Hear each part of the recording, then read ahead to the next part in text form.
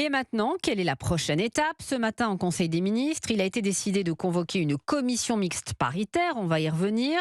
Désormais, Jacques Serret, le président Macron s'emploie à minimiser le coup de tonnerre d'hier. Oui, le chef de l'État ne veut pas donner de l'importance à se camoufler. Ce n'est pas une crise politique, dédramatise l'entourage présidentiel. Un conseiller explique d'ailleurs qu'Emmanuel Macron est resté imperturbable lorsqu'il a appris hier l'adoption de la motion de rejet. Un autre balaie d'un revers de main la proposition avancée par le RN de dissoudre l'Assemblée. Il n'en est absolument pas question, relate cet habitué du palais. La décision de saisir la commission mixte paritaire va en ce sens pour montrer que le travail législatif peut suivre son cours. C'est un texte utile dont nous allons rechercher un accord, a dit Emmanuel Macron dans le huis clos du Conseil des ministres. Et pas question non plus de remettre en cause l'ADN en même temps du macronisme. Le chef de l'État ne voyant, je cite, qu'une preuve de cynisme et d'incohérence de la part des Républicains et des socialistes.